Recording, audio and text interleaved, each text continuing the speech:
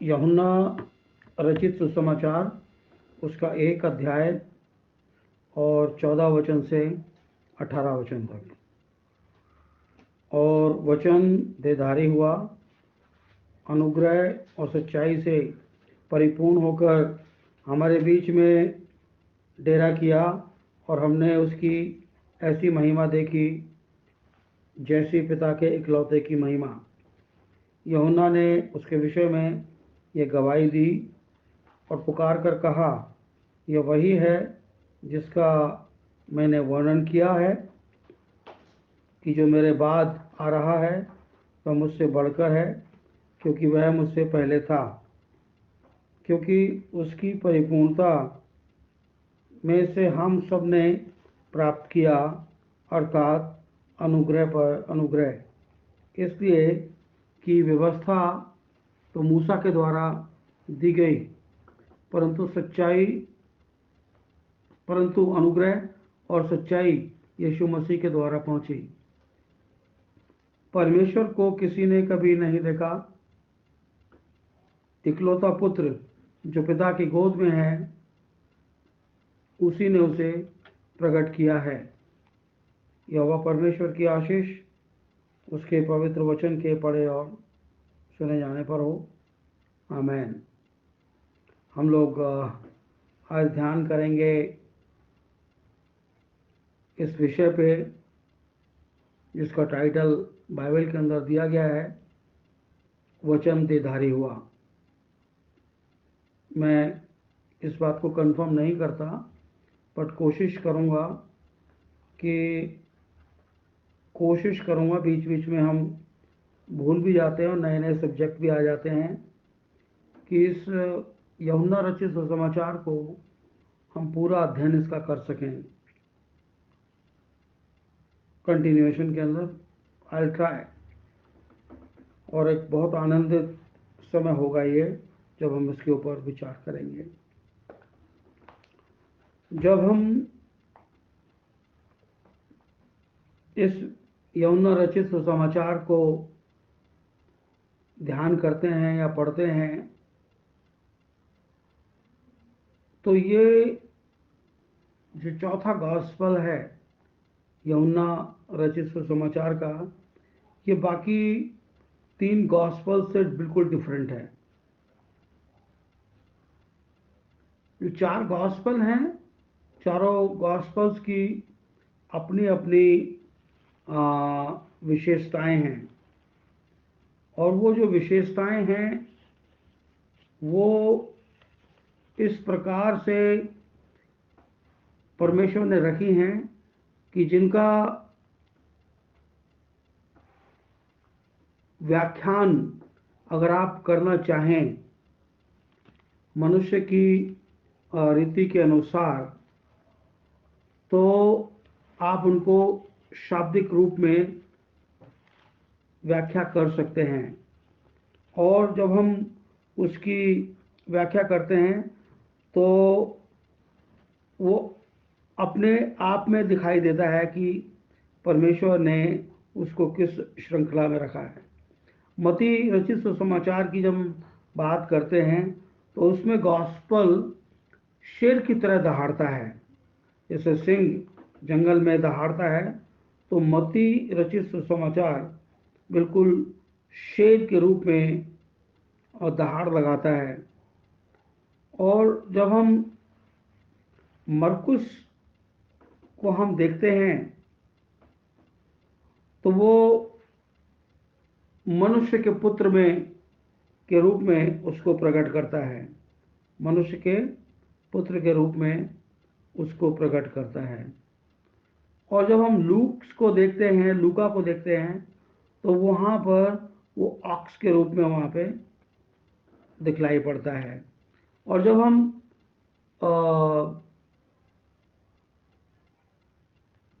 यूहन्ना रचित समाचार को देखते हैं तो वो वहाँ पर ईगल के समान दिखाई पड़ता है। और इनकी चारों की अपनी अपनी विशेषताएं हैं, और वो चारों प्राणी अपने रूप में दिखाई देते हैं। उसी आधार पे ये सुसमाचार अपनी गति को पकड़ता है।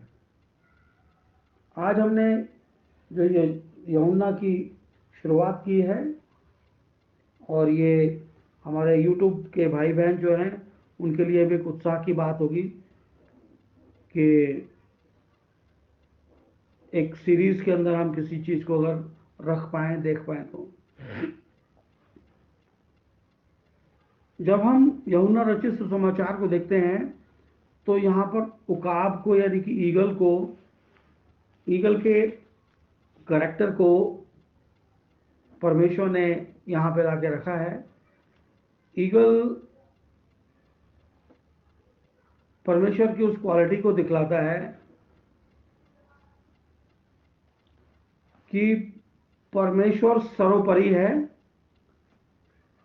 जैसे जितने भी क्रिएशन की हुई चीज़ें हैं उसमें ईगल की कुछ विशेषताएं हैं, और वो विशेषताएं परमेश्वर के बच्चों में पाई जाती हैं।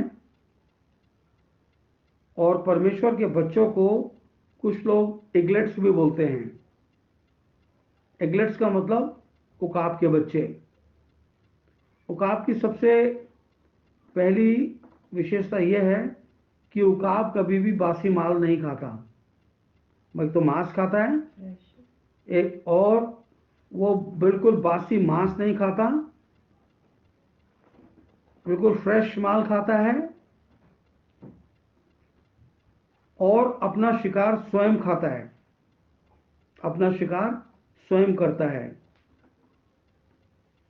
जहां पे लोग, दुनिया के लोग परेशान हो जाते हैं, उकाब वहीं पे अपने लिए एक आनंद को ढूंढ लेता है।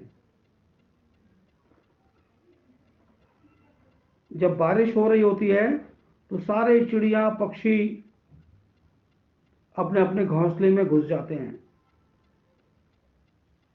परंतु उकाब आसमान को चीरता हुआ एकदम बारिश से भी ऊपर निकल जाता है, और वहां पर वो अपने आप को स्टेबल करता है।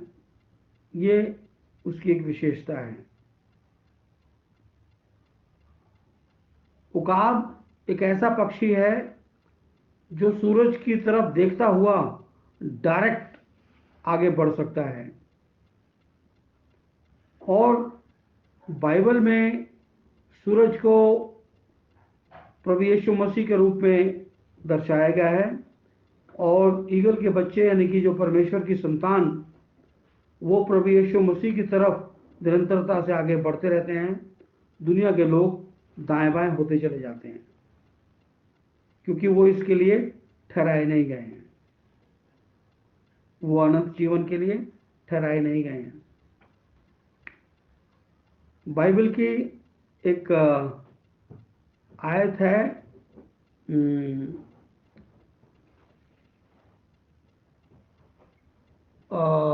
याकूब नहीं, व्हाट यू कॉल, जोब, अय्यूब की पत्री में लिखा है। अय्यूब की पत्री में लिखा है, ये पृथ्वी दुष्ट के हाथ में दी गई है, और वो न्यायियों के चेहरों को ढकता है। और पहला यूहन्ना और 5 बाब के 19वें वचन में ये लिखा गया है, हम जानते हैं कि हम परमेश्वर से हैं, और सारा संसार उस दुष्ट के बस में पड़ा है। ये इतनी सारी बातें मैंने आपके सामने रखी। ये एक बात को इंडिकेट करता है, कि जो प्रभु यीशु मसीह के लहू के द्वारा बचाए हुए लोग हैं, जो परमेश्वर की संतान कहलाती है, जो प्रभु यीशु मसीह की कलीसिया कहलाती है, ये एक विशेष वर्ग के लोग हैं। इनका इस संसार के किसी भी वस्तु के साथ कंपैरिजन नहीं किया जा सकता।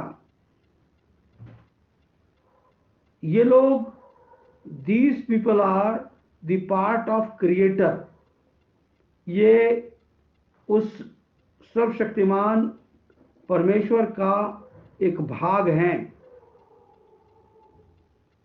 जो अनंत में उसके अंदर पाए जाते थे और समय के पूरा होने पर इस पृथ्वी के ऊपर प्रकट किए गए हैं। बहुत गंभीर विषय है। जब हम बात करते हैं गंभीरता की, रोमियो की पत्री 10 बाब के 17 पद में लिखा है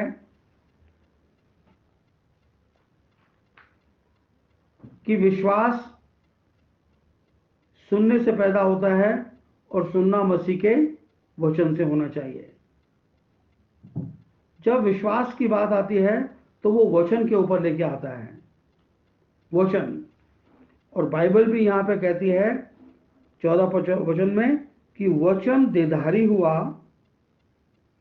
अनुग्रह और सच्चाई से परिपूर्ण होकर हमारे बीच में डेरा किया और हमने उसकी ऐसी महिमा देखी जो पिता के इकलौते की है। ये जो एक वचन है कि वचन देहधारी हुआ, यह आपने सैकड़ों दफा सुना होगा और फिर भी मन के अंदर ये जिज्ञासा रहती है कि कुछ इसके आगे पता लगे, इसकी थोड़ी सी और व्याख्या हो, और इसकी व्याख्या लोग नहीं कर पाते और आगे बढ़ जाते हैं। जब परमेश्वर ने सृष्टि को बनाया, सृष्टि के विषय में जेनेसिस 1 चैप्टर में, यानी कि उत्पत्ति 1 अध्याय में लिखा है कि भूमि बेडौल और सुनसान पड़ी थी। अब जब परमेश्वर यहां से जब वो आगे बढ़ता है अपनी उस क्रिएशन में,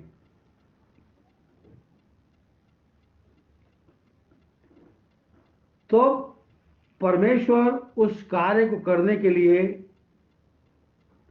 उस विगत अनंत से निकलता है। विगत अनंत बोलो तो इटर्निटी पास्ट। हमारा जो परमेश्वर है उसके विषय में कहा गया है वो अनंत से अनंत तक परमेश्वर है। Is God of eternity to eternity. Eternity past, हम बीच में आ गए, फिर इटर्निटी फ्यूचर। जैसे अनुग्रह, फिर बीच में व्यवस्था आ गई, फिर अनुग्रह, वैसे ही इटर्निटी पास्ट, बीच में क्रिएशन आ गई और फिर क्रिएशन के बाद इटर्निटी फिर शुरू होगा। तो इस गंभीर बात को समझने के लिए जब परमेश्वर उस इटर्निटी पास्ट से निकलता है, विगत से निकलता है, तो वो क्रिएशन के लिए आगे बढ़ता है। और जब वो क्रिएशन के लिए आगे बढ़ता है तो उस क्रिएशन में वो अपने पवित्र वचन का इस्तेमाल करता है, जिसे हिंदी में हम वचन कहते हैं, इंग्लिश में हम वर्ड ऑफ गॉड कहते हैं और ग्रीक में उसको लॉगोस कहते हैं। ग्रीक में उसको लॉगोस कहते हैं। जो हम पढ़ते हैं वचन को प्रिंटेड फॉर्म में, इसको रीमा बोलते हैं। ये वचन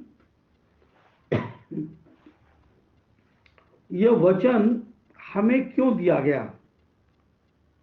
ये वचन हमें क्यों दिया गया, ये एक बड़ा सवाल है और इस सवाल के आसपास ही हम रहेंगे आज। ये जो प्रिंटेड फॉर्म का वचन है जिसे रीमा कहते हैं, ये हमें दिया गया ताकि हम इसको पढ़ें। जब कोई इंसान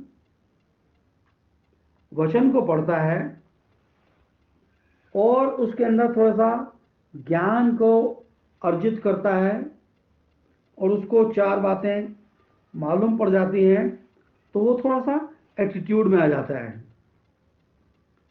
उसके अंदर घमंड होने लगता है, उसके अंदर एक बहकाने वाली आत्मा काम करने लग जाती है। उसको ये लगता है कि मैं सब कुछ हूं और मुझसे उत्तम कुछ नहीं, परंतु ऐसा नहीं है। हमें परमेश्वर ने ये प्रिंटेड वचन इसलिए दिया ताकि हम इस प्रिंटेड वचन को उसका इतना मनन करें कि वो हमारे अंतकरण में वो वचन बस जाए, और बस जाने से हम ट्रांसफॉर्म हो जाएं और परमेश्वर का लॉगोस बन जाएं। लॉगोस का मतलब होता है लिविंग वर्ड। लिविंग वर्ड का मतलब होता है जीवित वचन। जीवित वचन का मतलब होता है कि अगर आपने किसी के लिए प्रार्थना कर दी तो उसको उसी घड़ी पूरा होना है। अभी हम सब प्रिंटेड फॉर्म में जो वचन है उसका सहारा लेते हैं, और जब हम लॉगोस में टर्न हो जाते हैं, लॉगोस हमारी जिंदगी में आ जाता है, लॉगोस जो लिविंग वर्ड है वो हमारी जिंदगी में आ जाता है, तब हमारी मनोदशा एक बहुत बड़ी मनोदशा में बदल जाती है, और उस वक्त परमेश्वर हमारे भीतर से कार्य करता है। समझिए बड़े ध्यान से इसको। पतरस अपने एक प्रिय भाई के साथ प्रार्थना करने को सुंदर फाटक की ओर जा रहा था, और जब वो सुंदर फाटक की ओर जा रहे थे तो उसने वहां पर एक जन्मजात लंगड़े को देखा। पतरस और यूहन्ना तीसरे पहर प्रार्थना करने के लिए के समय मंदिर जा रहे थे, और लोग एक जन्म के लंगड़े को ला रहे थे जिसको वे प्रतिदिन मंदिर के पास उस द्वार पर जो सुंदर कहलाता है बैठा देते थे। वो मंदिर में जाने वालों से भीख मांगे। जब उसने पतरस और यूहन्ना को मंदिर जाते देखा तो उनसे भीख मांगी, और पतरस ने यूहन्ना के साथ उसकी ओर ध्यान से देखकर कहा, हमारी ओर देख। अतः उसने कुछ पाने की आशा रखते हुए उसकी ओर ताकने लगा। तब पतरस ने कहा, चांदी और सोना तो मेरे पास है नहीं, परंतु जो मेरे पास है वो मैं तुझे देता हूं। यीशु मसीह नासरी के नाम से चल फिर। और उसने उसका दाहिना हाथ पकड़कर उसे उठाया, और तुरंत उसके पांवों और उसके टखनों में बल आ गया। वह उछलकर खड़ा हो गया, चलने फिरने लगा और चलता कूदता और परमेश्वर की स्तुति करता हुआ मंदिर में गया।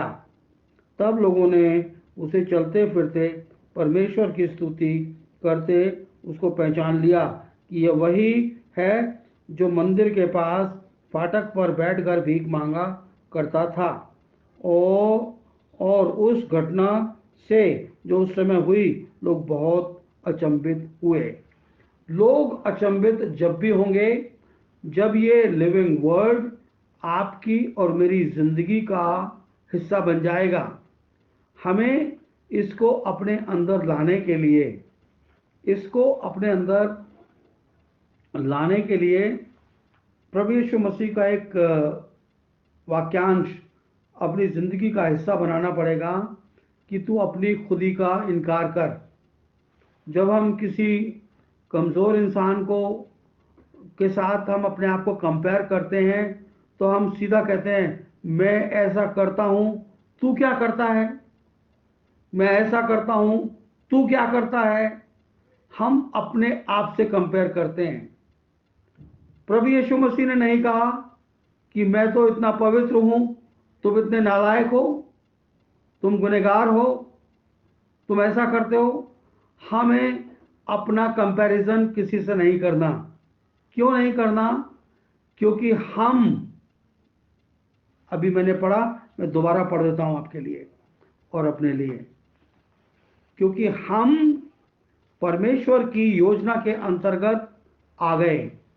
पहला यूहन्ना 5 अध्याय 19 वचन। हम जानते हैं कि हम परमेश्वर से हैं और सारा संसार उस दुष्ट के वश में पड़ा है। हम तो परमेश्वर से हैं, परंतु संसार तो दुष्ट के वश में पड़ा हुआ है। तो हम जो परमेश्वर से हैं, परमेश्वर, हमने एक वचन पढ़ा है कि विश्वास का विश्वास से क्या वास्ता, है ना, और बलियाल का मसीह से क्या वास्ता। तो हम तो मसीह के हैं, हम बलियाल से क्यों कंपेयर करें अपने आप को? हम तो विजयी परमेश्वर की संतान हैं। जब हम विजयी परमेश्वर की संतान हैं, तो चाहे अपने घर में हो चाहे बाहर हो, हम किसी से अपने आप को कंपेयर ना करें। जब आपको इस बात का आश्वासन हो गया कि आप परमेश्वर की संतान बन चुके हैं, परमेश्वर का आत्मा आपके अंदर कार्य करता है, परमेश्वर का वचन आपके अंदर कार्य करता है, तो ये हमारी जिंदगियों के लिए परमेश्वर की ओर से एक बहुत बड़ा अनुग्रह है। और जब ये अनुग्रह हमारी जिंदगी में कार्य करता है, तो हम इसको दिखाने के लिए नहीं, लोगों को दिखाने के लिए नहीं, परमेश्वर की महिमा के लिए जिए। परमेश्वर की महिमा के लिए जिए। ये जो वचन है, प्रभु यीशु मसीह के लिए लिखा है 14 वचन कि वचन देदारी हुआ। तो the whole being of lord Jesus Christ, प्रभु यीशु मसीह का जो प्रकटीकरण, जो उसका शारीरिक रूप था, वो परमेश्वर के जीवित वचन को दर्शा रहा है। उसके अंदर परमेश्वर का वचन रहता है, परमेश्वर की आत्मा है, और ये जो लिविंग वर्ड है, जो लॉगोस है, वो प्रभु यीशु मसीह के अंदर है। इसीलिए प्रभु यीशु मसीह ने जो कुछ भी कहा वो तुरंत पूरा हो गया। उसने बीमार के लिए प्रार्थना करी, बीमार चंगा हो गया। लंगड़े के लिए प्रार्थना करी, लंगड़ा ठीक हो गया। अंधे के लिए प्रार्थना करी, अंधा ठीक हो गया। क्यों? कि उसके अंदर वो वचन, वो लिविंग वर्ड और परमेश्वर का आत्मा दोनों पाए जाते थे। जब प्रभु यीशु मसीह यूहन्ना बपतिस्मा देने वाले के साथ सामने से बपतिस्मा लेके हटा, तो क्या होता है कि आकाशवाणी होती है और वो कहती है कि ये मेरा प्रिय पुत्र है जिसमें रहने से मैं प्रसन्न हूं। He is my beloved son in whom I well pleased to dwell in। तो जब वो वहां पर रहने से प्रसन्न है, तो उसने अपनी अपनी आत्मा और अपना वचन उसके अंदर पवित्र आत्मा के द्वारा डाला, उसका अभिषेक किया, और वो संपूर्ण रीति से वहां पर उसके अंदर कार्य करता है। अब जब वो परमेश्वर का पवित्र वचन और पवित्र आत्मा उसके अंदर कार्य करता है, तो इन सारे कार्यों को वो अंजाम देता चला जाता है। हम जो इस संसार में बचाए गए हैं प्रभु यीशु मसीह के लहू के द्वारा, हमें बचाया गया है। अभी हमारा एक काम है। हमारा क्या काम है? हमें वो समझना है बड़े ध्यान से। शायद आज ये पूरा नहीं होगा, तो मैं इसको नेक्स्ट वीक में कंटिन्यूएशन में भी देख सकता हूँ, बट मैं इसकी हर एक बारीक परत को आपके सामने शेयर करूँगा आज। जब परमेश्वर ने आदम को गहरी नींद में डाला, और नींद में डालने के बाद उसकी एक पसली निकाली, पसली निकालकर उसकी जगह उसने मांस भर दिया, और उस पसली को स्त्री का रूप दे दिया, और उस स्त्री को आदम के सामने रखा। तो आदम बोलता है ये मेरी हड्डी में से हड्डी है, मेरे मांस में का मांस है, नर में से निकाली गई है, नारी कहलाएगी। ये बात हम सैकड़ों हजारों दफा पढ़ चुके होंगे और सुन चुके होंगे। इसका ठीक वैसा ही नमूना प्रभु यीशु मसीह की कलीसिया है। परमेश्वर ने क्या कहा कि ये मेरा प्रिय पुत्र है जिसमें रहने से मैं प्रसन्न हूं। बाइबल कहती है आदि में वचन था, वचन परमेश्वर में था और वचन परमेश्वर था। जब पवित्र आत्मा का अभिषेक हुआ तो बाइबल कहती है कि वचन देहधारी हुआ। तो word incarnated in Christ Jesus, और वचन देहधारी हुआ और अनुग्रह सच्चाई से परिपूर्ण करके हमारे बीच में डेरा किया। तो वो वचन और वो आत्मा जब उसके अंदर आया तो वो देहधारी परमेश्वर था, वो देहधारी परमेश्वर था। मैं इस बात को एक आयत पढ़ के कंफर्म करना चाहता हूं। आप एक सेकंड देंगे मुझे, मैं देखता हूं कहां पर है।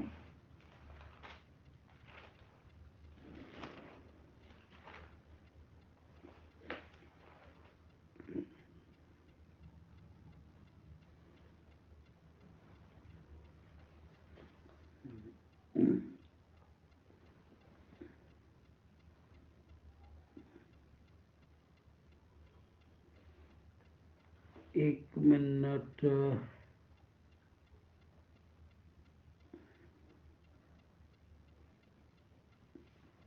बाइबल में इफिसियों की पत्री में ये लिखा हुआ है, I am searching that words, just strike किया उसने मुझे।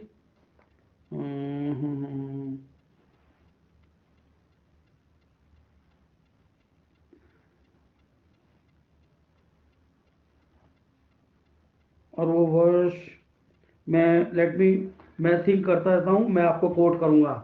और वो वचन ये है कि और वो उसमें सदैव पिता की प्रसन्नता इसमें है कि उसमें सहदेव वास करे, वो देह समेत उसके अंदर वास करे। कौन? इफिसियों की पत्री में ही है, but I will find it for you.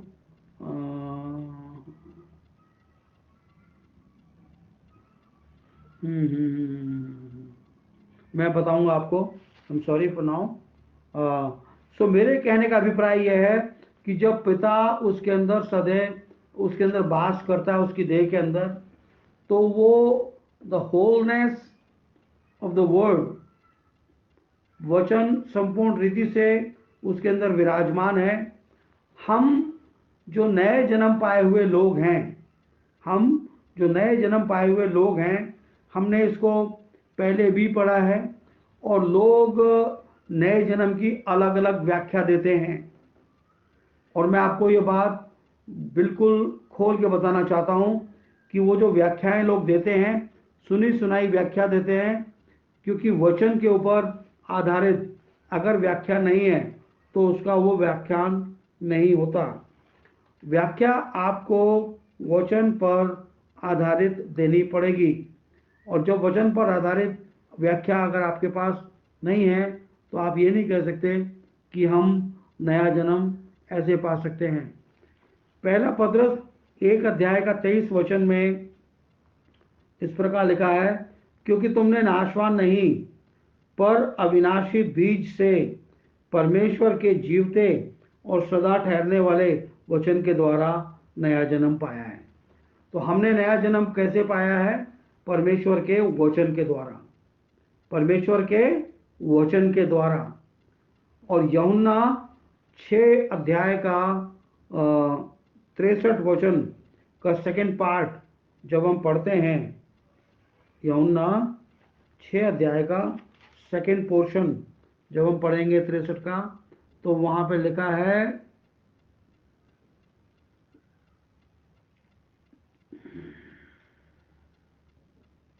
जो बातें मैंने तुमसे कही, सेकेंड पार्ट ऑफ 63 वचन का दूसरा हिस्सा, जो बातें मैंने तुमसे कही हैं वही आत्मा है और जीवन है।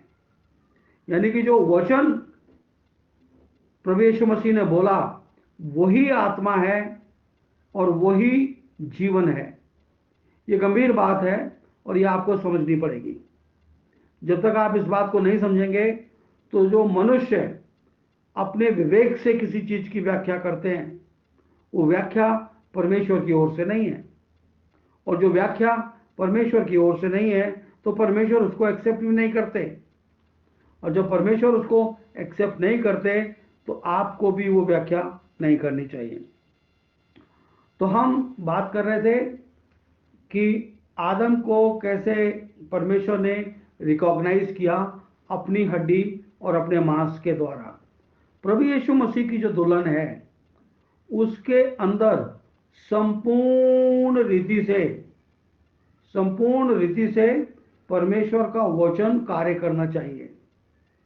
ये एक अंश नहीं, दो अंश नहीं, मैं ये बात मानता हूँ, वो ये बात मानती है, मैं ये बात मानता हूँ, वो ये बात मानता है, नहीं।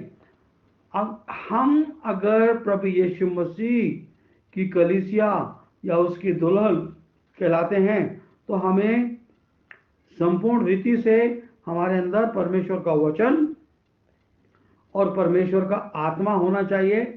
क्योंकि आदम ने देखा कि मेरी हड्डी में की हड्डी है, उसमें कोई दूसरी हड्डी नहीं थी, XYZ की हड्डी नहीं थी, वो पूरी उसकी पसली थी, और जो उसके अंदर मांस था वो भी आदम का था। तो इसलिए वो कहता है मेरी हड्डी में की हड्डी है, मेरे मांस में का मांस है। ऐसे ही प्रभु यीशु मसीह देखेगा ये मेरे वचन का वचन है और मेरे आत्मा का आत्मा है, और वो उसको एक्सेप्ट करेगा। अगर हमारे अंदर परमेश्वर के वचन का वचन नहीं है, हम कोई गलत व्याख्या करते हैं और उसको बोलते हैं कि हमने नया जन्म पाया, God will never accept that. परमेश्वर उसको कभी स्वीकार नहीं करेगा, और जब परमेश्वर उसको स्वीकार नहीं करेगा तो हम तो रिजेक्टेड हो गए। तो इसलिए हमारे अंदर परमेश्वर का वचन संपूर्ण रीति से कार्य करना चाहिए, और उसके आत्मा की अगुवाई में होकर हमें उन कार्य को अंजाम देना चाहिए। बड़ी छोटी छोटी बात लग रही होगी आपको, बहुत इंपॉर्टेंट है। इतनी इंपॉर्टेंट है कि यहाँ पर जिंदगी और मौत आमने सामने खड़ी है। आपको देखना पड़ेगा कि आपके अंदर जिंदगी पाई जाती है या आपके अंदर मौत पाई जाती है। आप अभी जिंदगी पाना चाहते हैं, मौत को छोड़ दीजिए, जिंदगी के पाले में आ जाइए, जिंदगी आपको मिल जाएगी। क्योंकि वो कहता है मेरी हड्डी में की हड्डी है। प्रभु यीशु मसीह कहेगा मेरे वचन का वचन है ये संपूर्ण रीति से। इसके अंदर कोई भी ऐसा काम नहीं पाया जाता जो मेरे वचन से बाहर करता है। इसकी कोई भी कार्य के अंदर ऐसा नहीं मैंने देखा ये किसी और की लीडरशिप में चलता है। ये पवित्र आत्मा की लीडरशिप में चलने वाला व्यक्ति है, भाई है या बहन है।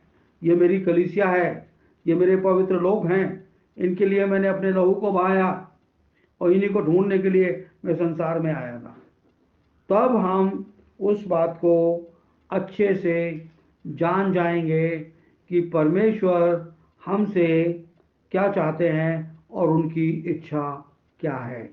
आज जो मैं देख रहा हूँ, मैंने केवल आपके साथ एक वचन शेयर कर पाया हूँ और वो है 14 वचन। आगे परमेश्वर हमसे और क्या बातें करेंगे, इस बात को मैं अगले हफ्ते के लिए छोड़ता हूँ और कोशिश करूँगा कि आपके बीच में इस बात को लेके आऊँ, और आप लोग जो YouTube से इसका आनंद लेते हैं भरपूरी से इसका आनंद लेने पाएँ। मैं प्रभु में आप सबकी सलामती और शांति की कामना करता हूँ। प्रभु आप सब लोगों को बहुतायत से आशीष दे। आमेन, आमेन।